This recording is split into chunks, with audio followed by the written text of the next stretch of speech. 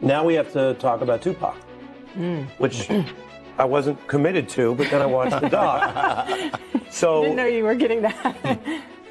you have a lot of people saying stuff in there that makes it sound like maybe he was responsible for that murder, which has never been proven. That's a very serious But thing. you have Keefe D and over in Vegas now, getting ready to go on trial for that case. Saying, I told you can't trust these niggas. Now, Puffy done killed Tupac, man. My guys with me, Thug Life guys, and we heard what he had to say. He basically said he ain't have nothing to do with my brother's murder. We don't talk about things that are nonsense. You think he was lying? Quite possibly, and it's kind of looking that way. Here we are 27, 28 years later. The theory involving him is quite high on the list. Our family, we still suffer. He was all wrapped up, but he was still So do you think Puffy was involved in the shooting? Only they can answer that question. I have my own opinion, but I wouldn't slander their name like they did mine. I wouldn't say things that I knew, you know what I mean? I believe so. I do believe so. I have proved things that I can say that will back up my claim, but this is not for the world to know about. You know what I mean? It's between me and him, and only he knows. So every time he say it didn't happen, or that's the only thing that makes this become an issue. And in my mind, sometimes when I'm drunk or I'm just laying down, I'll be thinking like, damn, is this true? Will I fail? Am I supposed to fail? I mean, should I just stop trying and give up?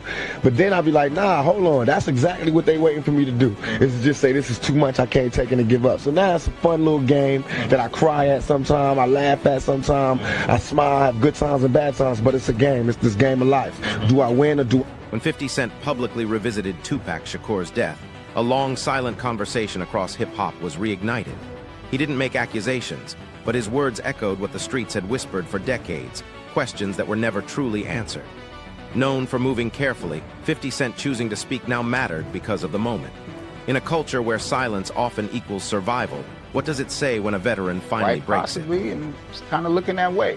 Here we are 27, 28 years later. The theory involving him is quite high on the list. Our family, we still suffer. He was all wrapped up, but he was still shaking the bed. He really wanted to tell me something. I'm assuming it was something that had to do with the hit. I get the feeling quite strongly that you don't believe Diddy. I don't think you believe a word of it. It seems like he got a whole bunch of power, like absolute power. Absolute power corrupts absolutely. Heavy is the head that wears the crown. What's your message, Sean Combs? Tupac Shakur was American hip-hop's brightest light until he was shot 4 times in a drive-by attack in 1996. His death shocked the world, and Tupac's legend has only grown since his murder, along with the fever speculation about who planned it, who ordered it, and who did it. For 27 years, it was one of America's highest-profile unsolved crimes, until finally, a year ago, Dwayne Keefe D. Davis was charged. He bragged about being inside the Cadillac from which the fatal shots were fired, albeit not by him, and awaits trial as the last surviving suspect. But there are many unanswered questions and a tangled web of claims embroidering notorious figures and an infamous East Coast-West Coast gang rivalry. Many people speculate that this web entangled P. Diddy. Sean Combs is, of course, facing trial on a battery of charges, including sex trafficking and racketeering. With his alleged crimes under the spotlight, members of Tupac's family have this week hired an investigator to examine the links between Diddy and the murder. And joining me now is Tupac Shakur's brother, Mopreme. Well, Mopreme, thank you very much indeed for joining me. Good afternoon, good morning, good evening. I don't know what time it is there. It's like early evening in the UK. Are you in LA? Currently. Yeah. Shout out to all of my people across the pond. Well, it's great to have you here on Uncensored. Be very keen to talk to you because obviously a lot has happened to P. Diddy in recent weeks. He's now languishing in prison. Let me start, first of all, your reaction to what's happened to him. The Netflix documentary presents Tupac Shakur not as a legend frozen in time, but as a man living inside chaos, loyalty, and betrayal. It retraces his rise, his fearlessness, and the loneliness that came with power. By restoring context instead of feeding conspiracy, the series forces viewers to see how influence and paranoia shaped an entire era. my favorite thing about 50 Cent's Netflix Diddy documentary is how he built a timeline off of this information. And one of my favorite parts of this documentary is them really getting into the timeline of events when it comes to Tupac and Biggie. And it really gives us a lot of perspective from people that were close to the situation, and a lot of people allege in this documentary that they believe that Diddy was very jealous of Tupac. And they pretty much go through everything from the quad incident and Tupac believing that Puffy was behind it, like he said in the Vibe interview, and they lay out this whole timeline of the downfall happening perfectly, in my opinion. We are even hearing from Greg Kading, the detective that worked on Tupac and Biggie's case in this documentary. He is the investigator that did that proffer agreement with Keefe D way back in 2008, where Keefe D alleged that Diddy tried to offer him $1 million to take out Tupac and Suge Knight. And Tupac's trial with Keefe D is coming up very soon in early 2026, and we know that Diddy's name has been dropped at least 200 times during these proceedings already. So this is one case that I am definitely waiting for and I am going to cover. In Keefe D's 2008 proffer agreement, he alleged that Diddy's friend Zip Martin is the one that gave him the weapon that was used to take out Tupac. And Keefe D told the investigator Greg Kading that Zip Martin had a special compartment to keep this weapon in his car that he drove to Las Vegas. And in this documentary, we have Greg Kading confirming that Zip Martin did drive the same type of vehicle that Keefe D alleged to Las Vegas this night. And then during this documentary, we heard from the former president of Bad Boy, Kirk Burroughs, who alleged during this time, Diddy had him hiring a whole bunch of people and getting cars to drive to Las Vegas. And he is now very curious into why Diddy wanted to do this. And he said, in his opinion, he now believes that Diddy was... So there was the rumor that after Pac got killed, Puffy gave Zip $1 million that was supposed to be handed over, and Zip ended up keeping it. And I remember when I interviewed TK Kirkland, who was actually roommates with Zip at one point. They were that close. He actually said, yeah. The feds said that too. He said that shit actually happened. Well, the story that has circulated was that after Tupac got killed, Puffy allegedly gave the money. I heard to Zip. Yes. And Zip was supposed to give the money to Keefe and them. Yes.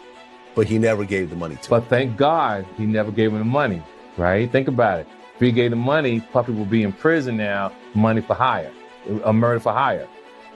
So thank God. It's just a true story. I'm not saying yes or no, but if he would have gave him... Without making direct claims, the documentary explains why Sean Combs continues to appear in public conversations. Journalists and former associates point out that it was his proximity to key moments, not evidence, that kept his name circulating for nearly 30 years. By refusing to oversimplify, the film lets the unanswered questions speak for themselves. It'd have been a murder for hire and Puffy would be locked up. The FBI said he's a dirty motherfucker. Yeah, and he even said that, like, in retrospect, that was probably the best thing that could have ever happened to Puffy. By Zip stealing the money, now Puffy isn't connected to that shit. Or else it would have been like a murder for hire or something, you know what I'm saying? The FBI said Zip. So the FBI told you he was a dirty motherfucker, yeah. So the FBI told you that Zip kept that money as well. They said Zip's a dirty motherfucker. Everybody crossed you. You're the last one to know every fucking thing. Even lawyers, your friends, everybody can cross your ass. You just don't know. Even the dudes you was riding in the car with every day, like a low jack. Like, what the fuck? Yeah, well, I mean, like I said, Zip had a history of ripping people off. Yeah. He never ripped me off. Well, otherwise he wouldn't have. Did he technically do? I mean, if he kept the money that supposedly. True. So actually, he ripped you off for $1 million. Yeah, yeah. If that's what happened, yeah. They sure said it. The FBI said that. The people down, yeah, U.S. attorneys, all that, they said that. Zip's a piece. They said he's a piece of shit. But I didn't ever know that he got no money. But they said he got it. Yeah. Yeah. Well, Gene Deal said he got it too. Oh, Kirkland, really? yeah, everybody. Those close to the situation describe the East Coast, West Coast rivalry as more than music. It was about identity, money, and survival. Tupac's independence challenged existing power structures, while industry alliances hardened into personal divisions. The documentary frames these tensions as pressure, not judgment. Out of his room like that. And that's for real, for real. You understand? I'll be like, yo, when I had to, because most of the time, I would walk some of them to the door, walk them to get their cabs or whatever like that. Or, take them down the street and get their cabs and everything like that. Now you be like, I'd be laughing. I just kept a smile on my face when it came to that shit. Because I know for a fact, because he said it himself. He said, I don't know how to talk to women. I don't know how to talk to girls. You understand? I said, you don't have to know how to talk to nobody. You're a millionaire. You got it. So he was jealous of Pac because Pac ain't had to do that. Pac had that aura, you know what I'm saying? And he probably knew how to communicate with women. And most women who he talked to that said stuff, said about him.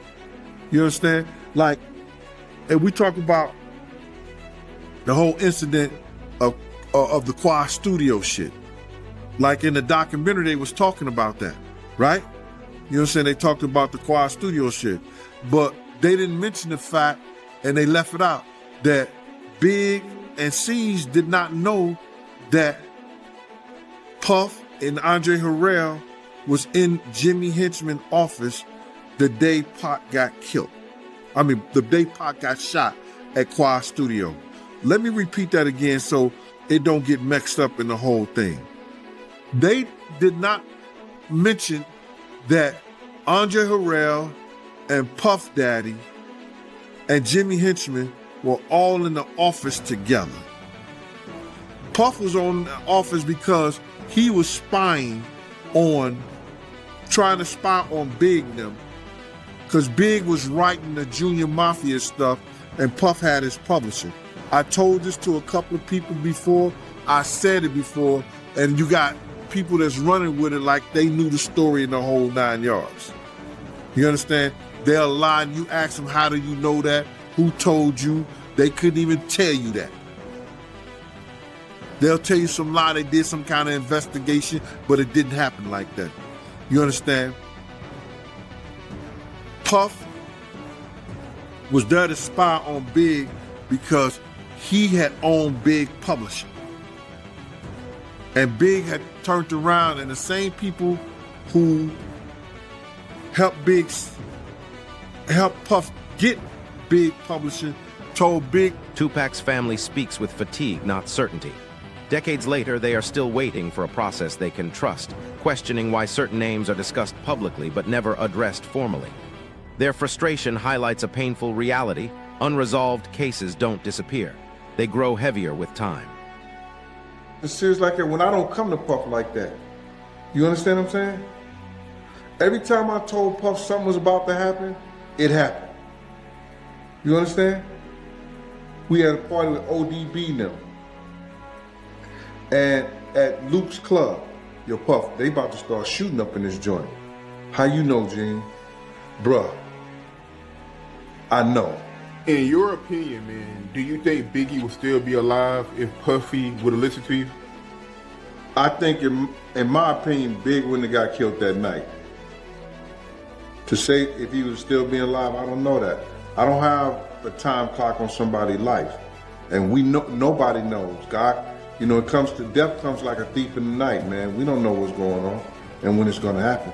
But I truly believe that if Big would have stayed to his guns and not F with Puff like he was doing at first, not coming to none of the parties we was at.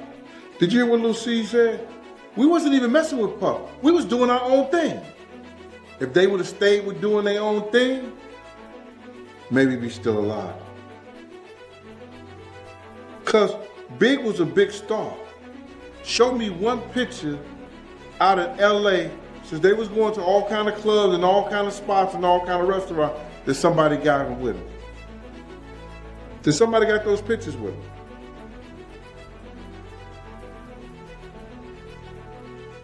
Have you seen any? Only place you seen them was at Sway, the radio station, right? The video shoot. Where all the other places with all the other pictures? At one time in the mall. But they was out there 2 months, going to all the stations and everything. See, I think that what we're looking at is this, is that two men with two great egos that got all the money in the world. Now see, Suge had the blueprint. The film revisits the night of Tupac's shooting in Las Vegas with restraint, carefully laying out timelines, witness accounts, and contradictions without pushing a conclusion. It shows why investigators keep returning to the same unanswered trails, and why clarity remains out of reach. Puff wanted that part too. He auditioned for that part too. You understand? People may not tell y'all that, but he auditioned for that part too. So, you know, he wanted, and then you gotta see, like, you could just go tell that the drugs had his mind so messed up, whereas that he started thinking he was Tupac. For instance, did you see that Grammy speech he did? I mean, I've seen quite a few speeches from Diddy. I don't remember. Hey, listen to the verbiage in there. He's saying the same stuff Pac was saying. Oh, wow. The same, Okay. the same. If you people go back, he's saying the same stuff with Pac. Why? Why? It's crazy. You know what I'm saying? He did have a, he disliked Pac, but he also loved him in certain things. It's a strange, weird, it's a strange, weird, I guess, relationship that they had, bro. Yeah, that is crazy, man. Cause I even interviewed Reggie, and like, Suge and Diddy were cool too. Even when their beef was going on, I heard they were still communicating and like not, I don't know, man. It was like this weird dynamic that they had. Y'all thought it was an East Coast, West Coast war. One day we was in behind a house of blues. You hear me?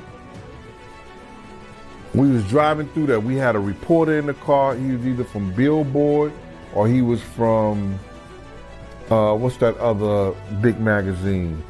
Rolling Stone. It may have been Rolling Stone. He's in the car with me. Riz is on the driver's side. Riz is on the passenger side in the back. The reporter is in the middle. I'm on the driver's side in the back. You had Kenny driving, Puff is in the front. We see Suge and Tupac, right? Pac is in a white Rolls Royce convertible. Suge is in a red Rolls Royce convertible. It's about a House of Blues. Behind the House of Blues is about. Later confessions and interviews added more layers, but not resolution.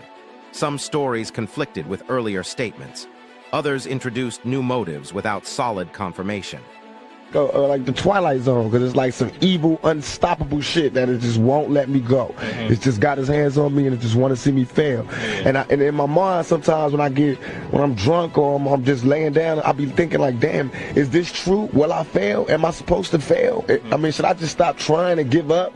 But then I'll be like, nah, hold on. That's exactly what they waiting for me to do. Is to just say, this is too much, I can't take it and give up. So now it's a fun little game that I cry at sometimes, I laugh at sometimes, I smile, I have good times and bad times, but it's a game. It's this game of life. Do I win or do I lose? I know one day they're gonna shut the game down, but I have to have as much fun and get around the board as many times as I can before it's my turn to leave. That's for real. And that's it. That's for real. We chilling with Tupac right now. We're gonna come back with some more Tupac. We just lounging in this trailer. Me and that, at the set. All right, we'll be right back. Oh. You drunk? All right. All right, come on. All right, man. You got a mic? Yep. It's funny, man, when I be looking at because I like to study. I like to watch how brothers evolve, in the shit, because you know how this business is, man. Mm-hmm. Everything is pretentious. It's just like, everybody get that one opportunity, and it's who maintains it and then making it to another opportunity that lasts. I look at the shit you've been through, dude. I sit and think about It's been career-ending shit. Yeah. Shit that the next nigga, I mean, I done had problems with the IRS, the police, the Fed, government, raid. I mean, everything that they end your career. That's how you know somebody trying to end my career. Get you. You know these are not coincidences. Yeah. I mean, because I've been on probation for shit the niggas get turned loose on. You know what I mean? I went to jail for that year, not for rape, but for touching her ass. Sexually, they couldn't even get me on shit, but touching her ass. And they put you in jail for and I'm sitting there And thinking, you know, if I go to any club, every bitch in there is grabbing me and touching me. And I went to jail for doing the same thing. And I didn't even do that. I mean, I'm saying in a mix of sex, you gonna touch her. You know what I mean? This was me and her personally. But they took that, and they blew it out of proportion. And then, you know what fucked it up is how, like, the media and shit, I mean, you look in the papers, they paint you so bad. You know what I'm saying? But the motherfuckers, they know. Stop fucking. Not only they know, go. Instead of chasing shock value, the documentary places these moments into a larger pattern, one where stories multiply instead of align. As versions stack up, certainty becomes harder to grasp. If you were Kirk Burrows, right? He told me a story about how when Tupac was in prison, he sent a letter to Bad Boy, letting them know when he get out, it was beef. Did you know about that? I knew about the letter, but I didn't know about the content of it. You understand? See, you gotta realize, Pac had people like Jada Pickett, Jasmine Guy, and it was somebody else. They was going around trying to collect money to get Pac out of jail. Nobody from Bad Boy gave up a dime. Nobody from Big Camp gave up a dime. But Big told me himself, he said, man, I was broke, I ain't had no money. I'm like, yo, nigga, nobody tell you to do a show or something? You get the door? He didn't think about it. He didn't have any guidance on that. So what got back to you when it came to the letter, even though you didn't know what the letter was about? But at that time when Tupac sent the letter to Bad Boy, what word got back to you about the letter, or did Puffy and Kirk Burrows keep it under wraps? Just take me back, man, to real time when it came to that.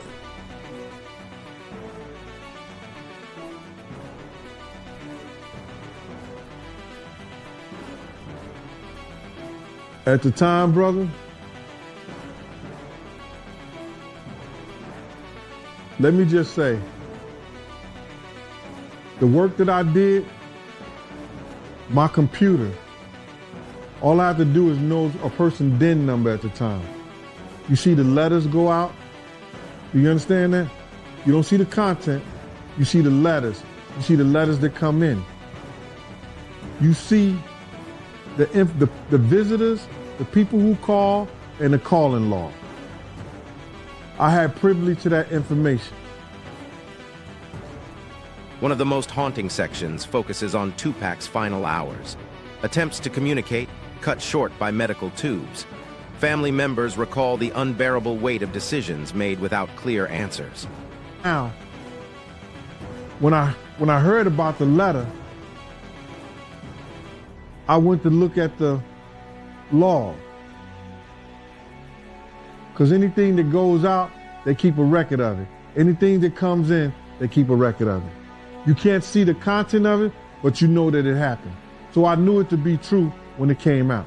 As of late, Puffy, he been showing Tupac love on social media, man. Have you seen it? What you think about it? Phony and bologna on a pickle sandwich. You want me to say it again? Huh? It's phonier than bologna on a pickle sandwich. Yes, he did idolize Tupac. We all knew that. We knew that about some of the speeches he said. He said the same shit that came out of Pac's mouth.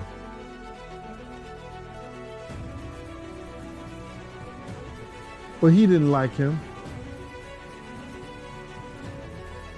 If you ain't like that nigga in his life, how you gonna love him in his death? Oh, you glad to see the nigga dead now. All right, okay. That's a very strong word to use, man. So you feel like Puffy, he idolized Tupac, and you really believe that? Yeah, he idolized that dude. You gonna go and make it your business, I don't know, to sleep with every chick that he slept with? Or maybe the chicks was just making the round. I don't know. But he made it his business to sleep with every chick that Pac was sleeping with.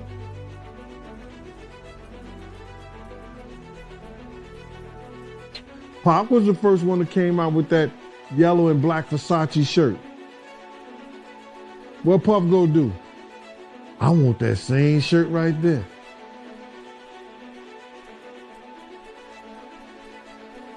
So you feel like Puffy getting with some of the same females that Tupac got with, like Sally Richardson and Sarah Chapman. You think he only got with them because Tupac had them. That's the only reason why he got with them. It probably was inspired because they was fine, but it put a plus on it because Pac had them. It's a lot of fine women out here. You know what I'm saying? But I want the one that Pac had too. All right? These memories pull the focus away from speculation and back to loss. They remind viewers that behind every theory is a family still living with absence. And Bad Boy was doing a video, and they was paying anyone to bring back a death row chain. So Pac looked at it like, this is deeper than Bloods and Crip. This is my enemies. You know, Puffy and them attacking us now because I'm with Death Row. So words on the street that if you bring back this death row chain so we can put in our video, this was the words on the street. Right. Yeah. You know, like when I asked Bob James, he said there was. Like he said it very confidently. There was bounties on death row chains. Yeah. 10,000, I think? $10,000. Right. Your mom had a death row chain. She had a little bitty one. Right. Yeah. Well, they were snatching those. Right. And there was no doubt this understanding that there was a bounty. We've never been able to track that down to a source where said I was there when an agreement was made, but that was the understanding on the street and among these people was that there was a bounty for the chain. And of course we see that becomes real at the Lakewood Mall when Orlando Anderson tries to snatch Trayvon Lane's chain. Right. So a fight happens in the mall and they try to take Trayvon Lane's chain, who's affiliated with Mob Piru and Death Row. Right. But I guess they don't actually take the chain. Yeah, I think they do take it. They get it off of him, but then during the Donnybrook whatever, he gets it back. He claims he got it back, and so there's no reason to believe he didn't. We never found that chain, at Orlando Anderson's house or anything like that. But certainly, if it wasn't an attempt, then they did actually secure it and then lost it back to Trayvon Lane. And it's important to remember that this Trayvon Lane is the person directly, aside Tupac Shakur when they confront Orlando Anderson again in Las Vegas. Right, and Trayvon Lane, Orlando Anderson is Keefe D's nephew. In the end, the documentary offers no final verdict. It asks why this story refuses to rest. Netflix doesn't solve the mystery, it validates the questions. And 50 Cent's comments remind us that silence was never peace, only delay. If a generation still demands answers, the real issue may not be the past, but accountability today.